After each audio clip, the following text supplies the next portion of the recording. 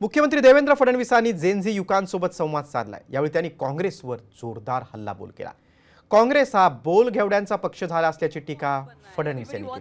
गावित जी ने जिस प्रकार से मैदान में बता रहे थे कि पाकिस्तान के साथ तो एज ए सेम कॉमन बहुत अच्छा लगा।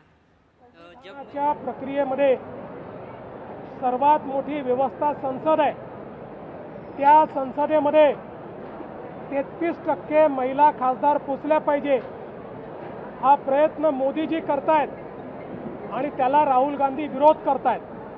पुण्यात येऊन महिलांबद्दल बोलायचं आणि खरी महिलांना जी अधिकारिता मिळणार आहे, जो अधिकार मिळणार आहे, त्या विमेन्स रिझर्वेशन बिलाला विरोध करायचा, तो हाणून पडायचं, ही राहुल गांधींची दुटप्पी भूमिका आहे। काँग्रेस हा दिशाहीन पक्ष आहे आणि अलीकडच्या काळामध्ये त्या पक्षामध्ये भोलगेवडे लोक, बोल घेवड्यांचा पक्ष तो झालेला आहे।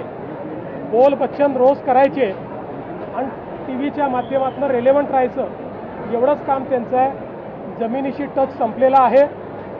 केवळ स्टेटमेंट देणं एवढ्यापुरता हा पक्ष मर्यादित आहे।